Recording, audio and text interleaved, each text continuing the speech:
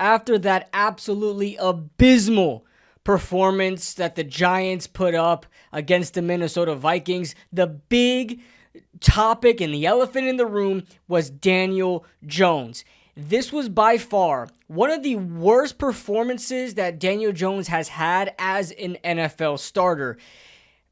And I had to get into the film of it, and I had to dissect it, and I came up with almost 17 plays, just about 17 plays that I really want to dive into to answer the question, was he really that bad?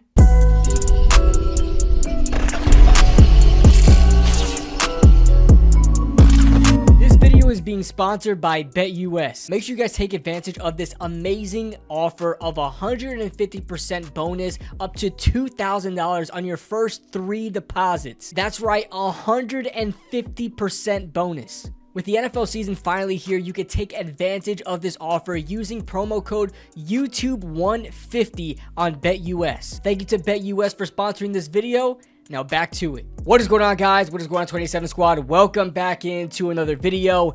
As always, if you guys are enjoying the content, make sure you guys hit that like button. It helps out the channel more than you guys know. And if you're new to the channel, make sure you guys subscribe for more content just like this. And like I said, guys, the big question here, or the big elephant in the room here, is Daniel Jones. And I have said it. You guys know from my previous video, I'm done with Daniel Jones. I'm done defending him. I'm done making excuses. I'm done trying to see the best in the situation when it comes to him. I am already moving on. I want to move on from Daniel Jones. This is not some hate video. This is not a hit piece in any sort of way. We have to go over what really went wrong. What really went wrong with the New York Giants and the offense and Daniel Jones that happened on Sunday, because this was not expected from anybody. Even the super anti-Jones guys thought that we would at least come away with a win or be really competitive in this game. Everyone chalked this game up to being a win. And we really thought the offense was going to be extremely different because of the wide receiving core that we brought in, like adding in Jalen Hyatt. He barely got to play. Malik Neighbors, adding him in, and an offensive line that performed above average in this game. And still, we put up nothing in week 1. Just about nothing. Forget those field goals. I don't care about them. So, without further ado, let's break this down. All right, first play we're going to break down is a slant flat concept, and that flat is going to come off of a PreSnap Motion. So you can see Wandale right here, and going ahead and hit that flat wide open, but it's going to be cut off by this corner here. But check out this slant route right here. There's a gap here. Now, I know what a lot of people are going to talk about is I believe this is a linebacker right here. Yeah, Harrison Smith right here. The linebacker right here is going to cut off this slant. Sure, but we've seen in this game, Daniel Jones take a shot for Malik Neighbors and put it where only Malik Neighbors can get it. You can fit this over the linebacker. There are plenty of quarterbacks I watch on film that make this throw. On top of that, a little question I have here is this drop back. Now, I'm pretty sure this is what he was instructed to do, is have this kind of drop back, but by the time he drops back, these guys are already kind of like really close to each other. It kind of eliminates the potential of Malik Neighbors. They kind of get in the way a bit. I would have liked if this was, as soon as you snap the ball, you're looking at Malik Neighbors. Look at all that separation. As soon as you snap the ball, you're looking at Malik Neighbors. Malik Neighbors doesn't make a 3-step slant. He slants right away. I would have liked if this wasn't a 3-step drop and this was just snap, slant. I would have liked that. This would have been a completed ball right here. Like, you could fit this here. And we're going to see a lot of Daniel Jones pulling up on throws that he should definitely make, and throws, because no excuses, throws that he makes in this game are almost ill-advised, but he still makes them and completes them. So why he pulls up on throws like this is very, very confusing to me. Now, this is a 3rd and 19 play, all right? This is where I don't understand. Brian Daboll, this is not him as an offensive coordinator. He does not do this. This is not his MO, right? This is a Jason Garrett-esque offense right here. This is 3rd and 19, by the way. No creativity at all. You run 3 deep curls straight to defenders. Like, you're not giving your quarterback any chance here. And this is what I'm saying. This is not Brian Daboll. He doesn't do this. Jason Garrett did this with Daniel Jones. And Jason Garrett didn't do this with the Dallas Cowboys. That leads a common denominator.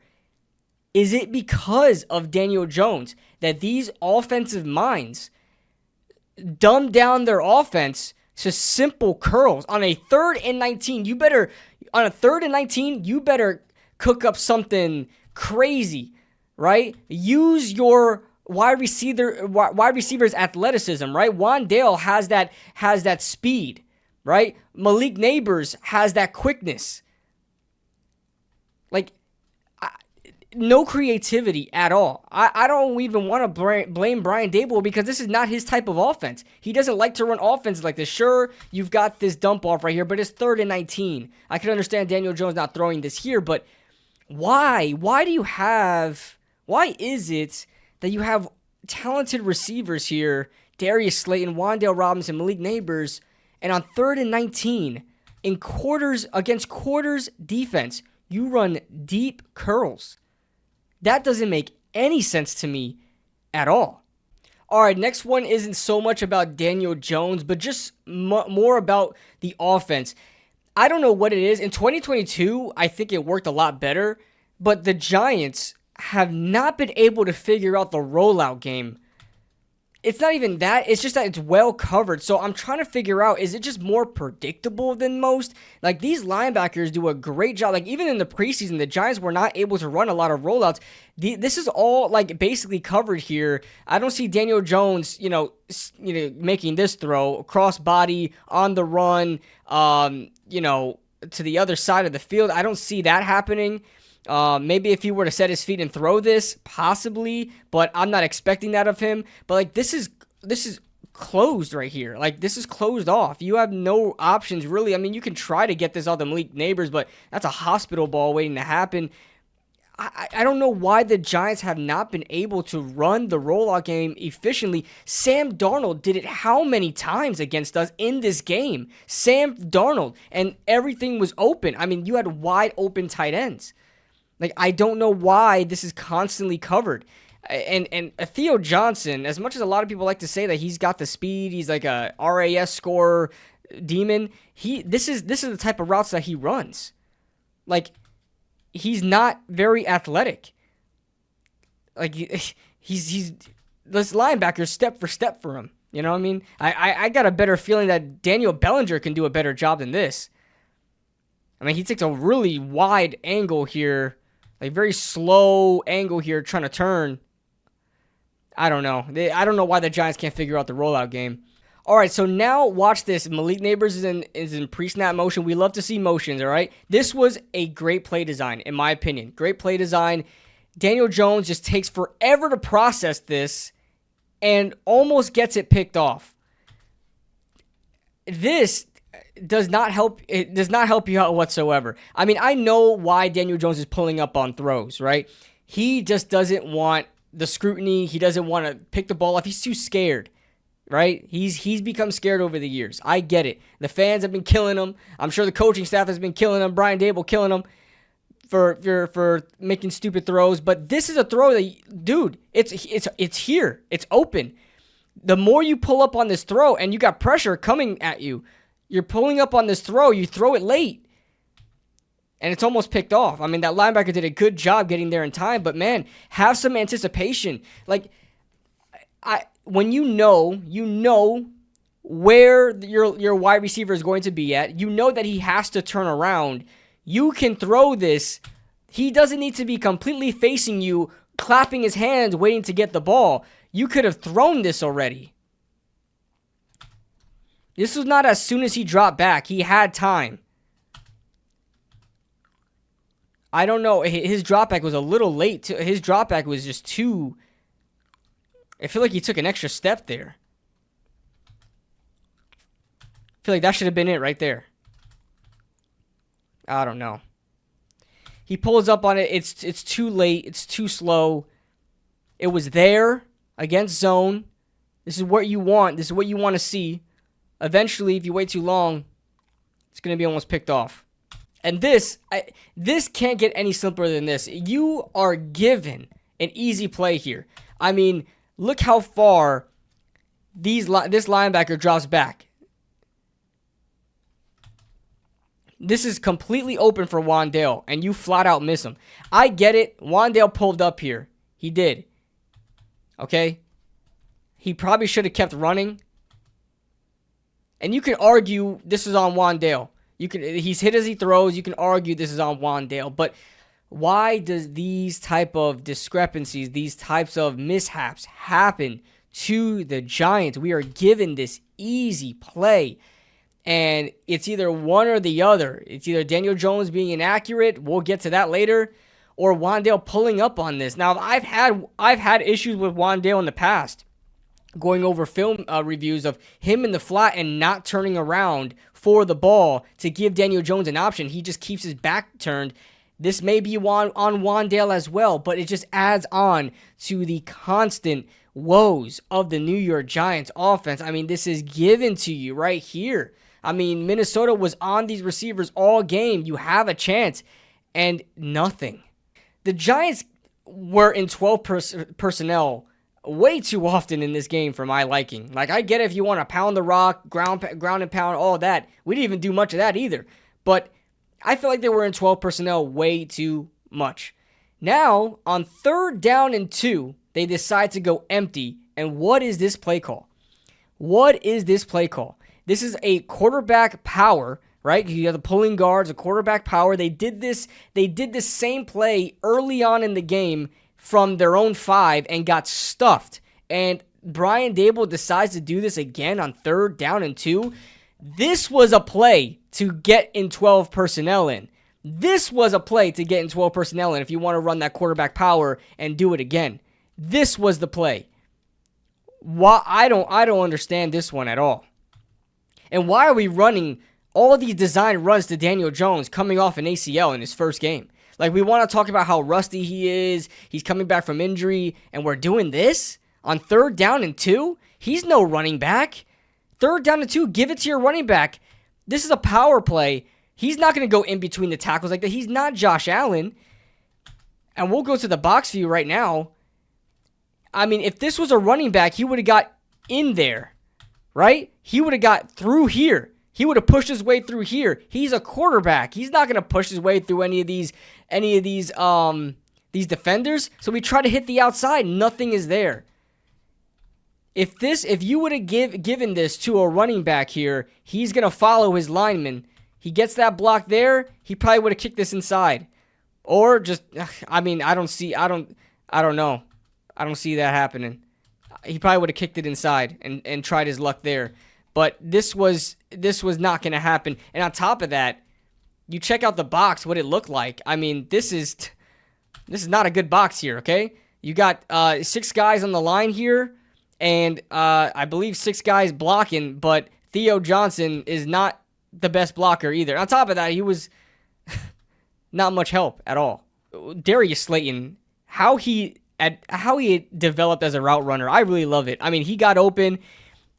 He was able to get behind him, flip the hips of the cornerback, gets him turned around like that, and got open. I love it. If the Giants had time in this particular play, if the offensive line held up, I would have hoped that Daniel Jones takes that throw. But in that case, Jones takes the snap here. He's eyeing down Wan'Dale. He wants Wan'Dale. He sees the middle is open. That's a good read. He wants that easy Wan'Dale play, right? He steps up in the pocket, takes the sack. I don't know why he just didn't throw this, right? First of all, this is the weirdest time to step up in the pocket. Weirdest time off the stunt. This is now you step up in the pocket. He never does this. And now you're finally doing it, and you run right into a sack when you could have. This is wide open. This is, oh my God. There's like 10 yards between him and the next defender. Why didn't he throw this? Why didn't you have any anticipation? You're off your drop back, boom. You step up. Why did you step up? You don't have any awareness that this guy is free off the stunt. You don't even attempt to throw. You hold the ball and just take the sack. I don't understand this. Now, listen, guys. You guys think that I'm a rookie, that I don't watch film? I watch film of other quarterbacks, especially during the draft time, other NFL games. Quarterbacks do this. They make these throws. These are not impossible. Don't just screenshot this thing and still frame it and say, oh, man, he just didn't have time.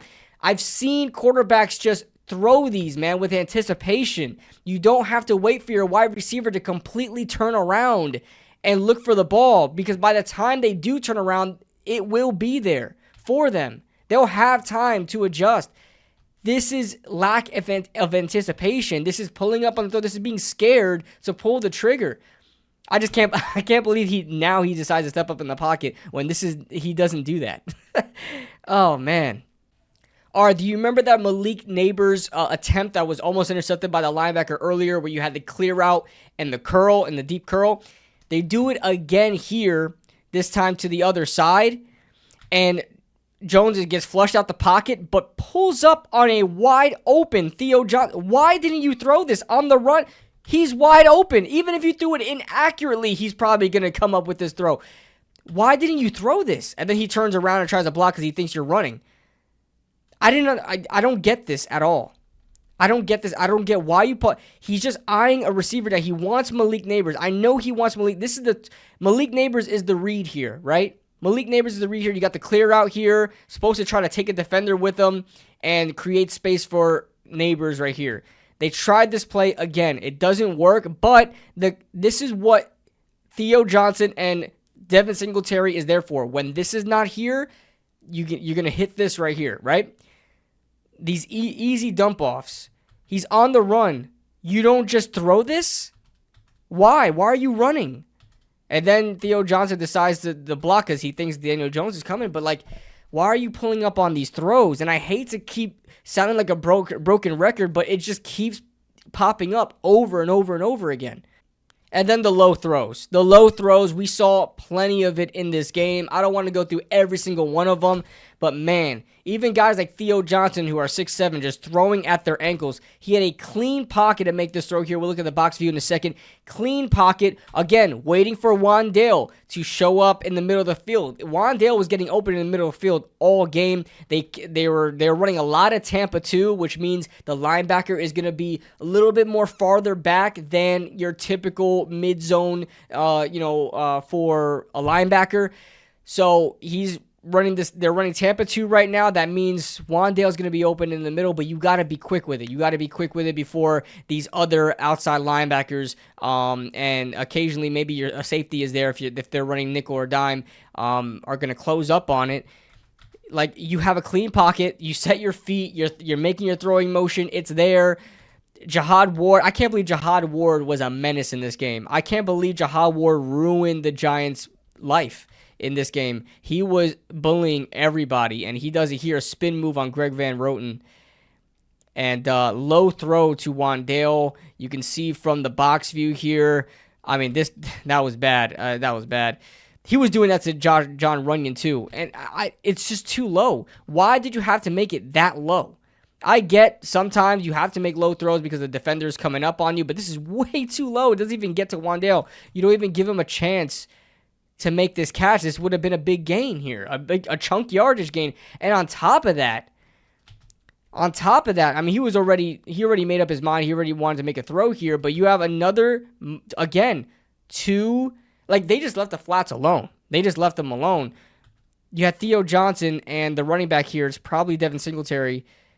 Just nothing there.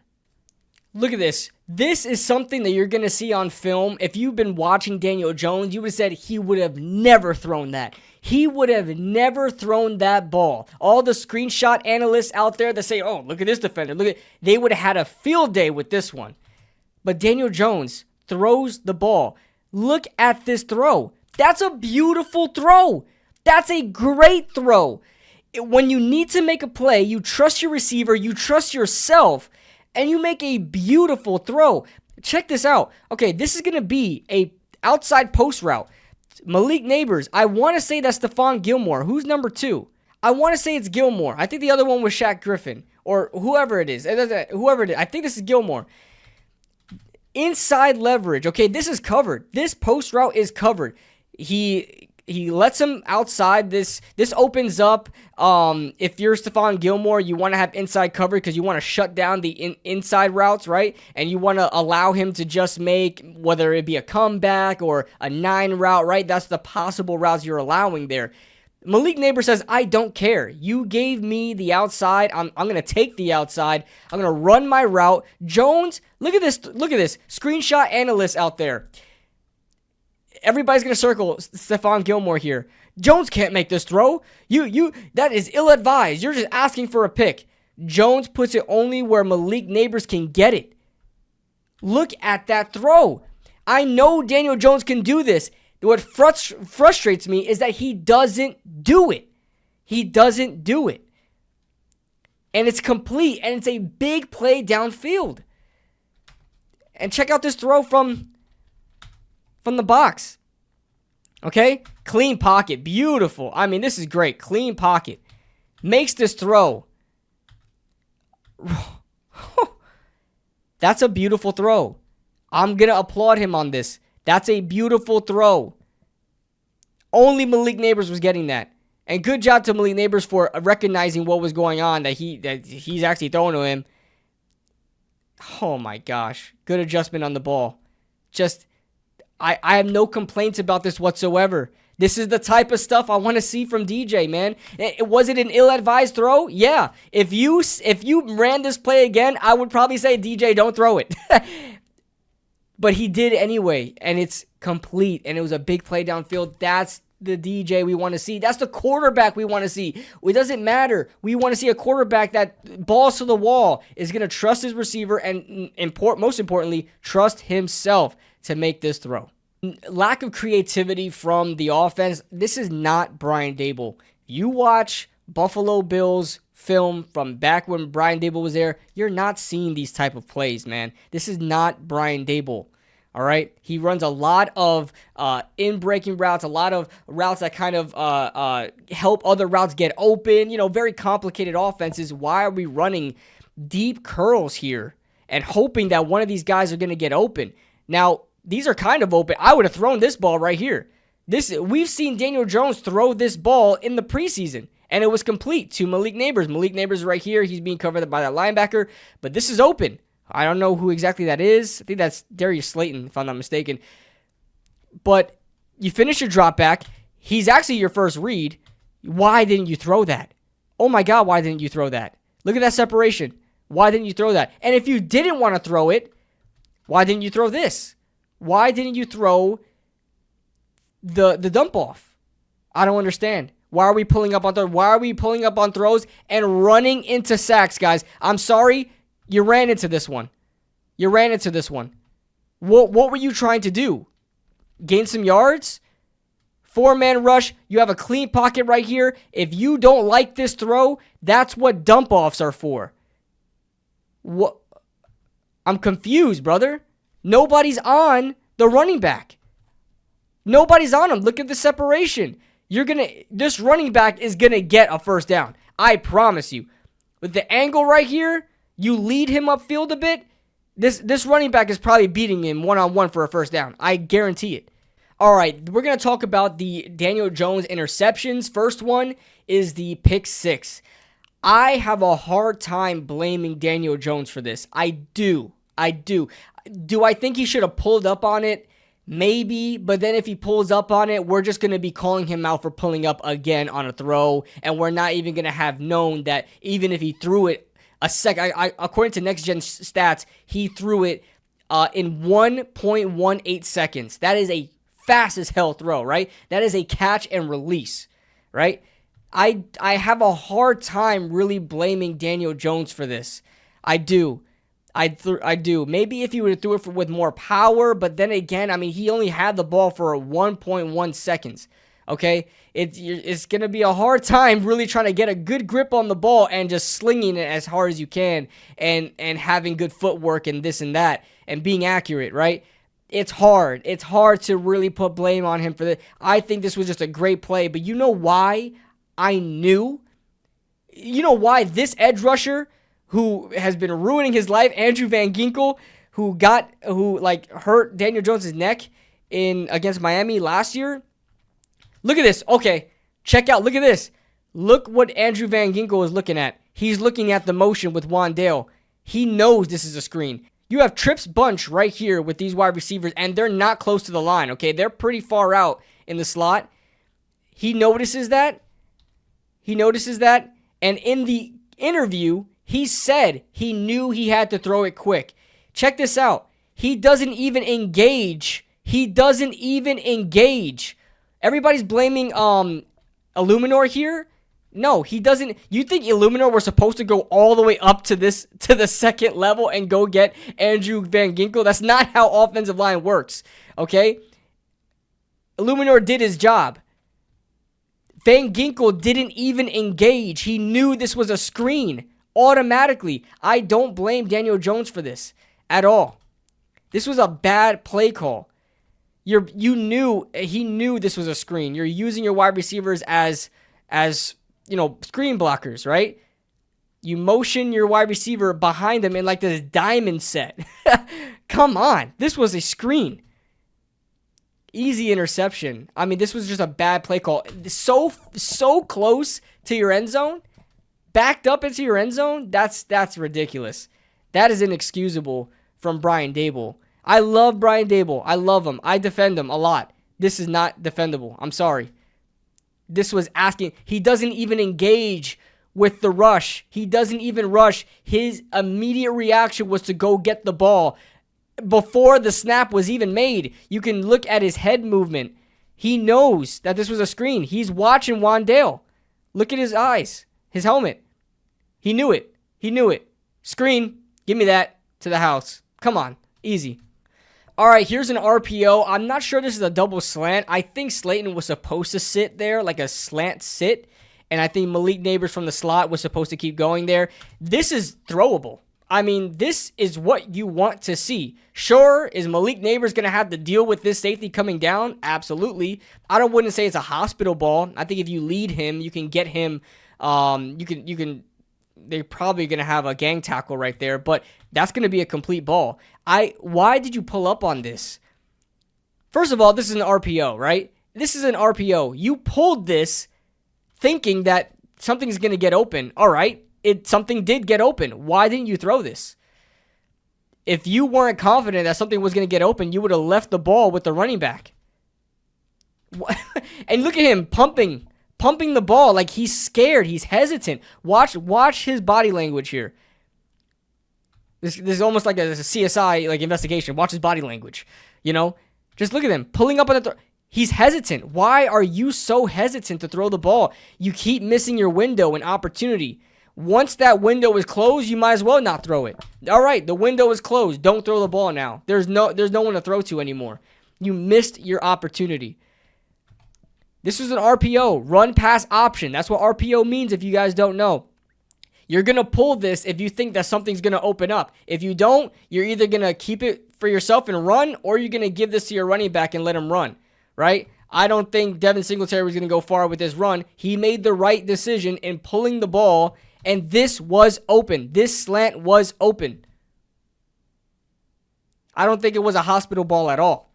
And I don't think that's what Daniel Jones is worried about. He's worried about getting an intercepted. This linebacker was not going to have the athleticism to dive for this, like cover two guys at once. This was going to be complete, especially if you lead Malik Neighbors here. You throw it, when you throw it like in this vicinity, Malik Neighbors is going to go get that ball. So I don't know. All right, again, this interception was so ugly. When you watched it live, you saw triple coverage. You saw how far the ball was behind the receiver. You would say, why would you throw that, Daniel Jones? Here's the thing. Looking at the film. Now, I had to look at the film to realize this because I didn't even want to look at the play, right? I just said, I'll watch the film. What are we looking at right now, okay? This is looking at two safety set, right? Two high safety set.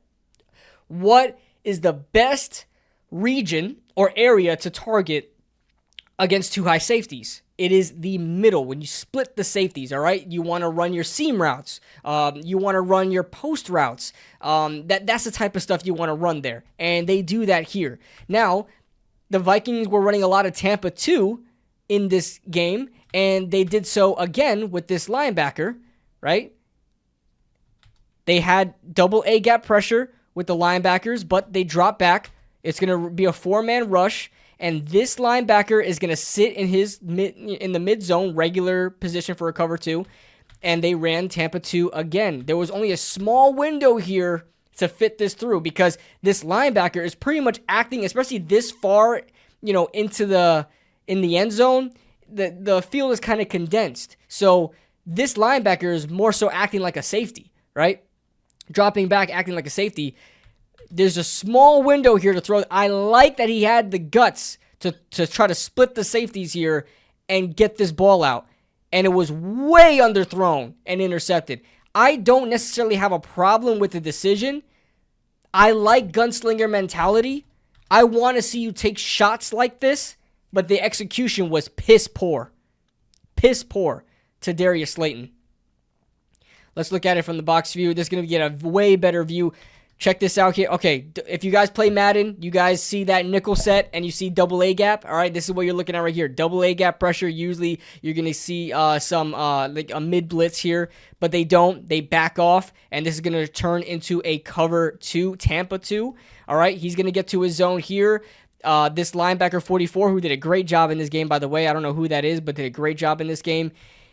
Gonna go back into like a high mid zone, which is Tampa 2. Slayton here runs a good route, gets separation, and you had to fit this ball where the S is. Where that S is, right at the beginning of that S, you had to fit it there. This was way behind the receiver, and it was almost like it was thrown to Harrison Smith. And Harrison Smith has bullied Daniel Jones for years, man. Every time we face the Vikings, I feel like Harrison Smith makes a crazy play. But this had to be fit between the S here, at the beginning of that S. And this would have been probably you would have given a better chance to Darius Slayton to completing this ball for a touchdown. And it was way behind. Oh my God. It was way behind. What I want to know why he made that. Look at where he's positioning himself. He's positioning himself as if this ball is supposed to go there. Look at this. Why did you throw that? This is a post. I don't know. That's bad. That's bad. And the last play that we're going to go over, like I said, I really don't want to make this seem like a hit piece, but the last play we're going to go over, you've got trips to the left. You're going to have your running back. You're going to be empty set, running back out wide, motion him back in. He's going to swing, right? You're going to swing, and this should have been thrown. I know you have other reads. You have other priorities. The running back is supposed to be the dump off. But pre-snap motion, Ivan Pace kind of takes his time following. Takes his time, because this is man. If Ivan Pace is following, this is man, right?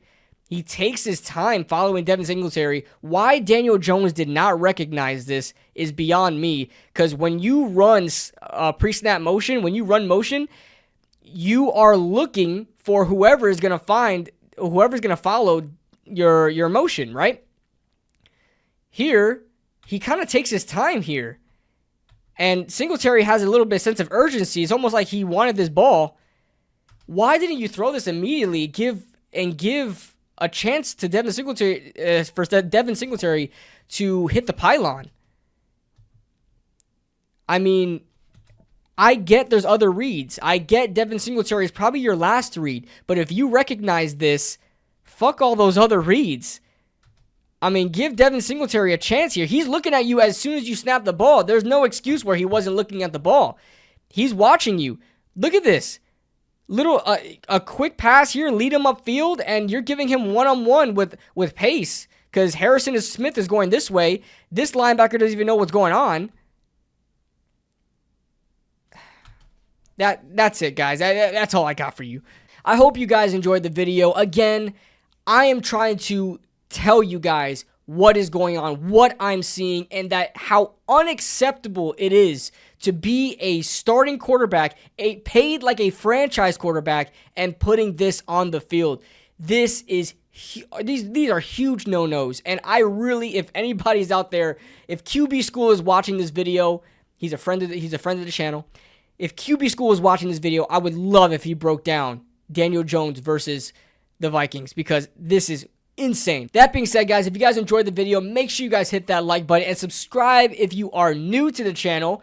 Thank you to BetUS right here, BetUS, for sponsoring this video, and we will see you guys next time. Woo!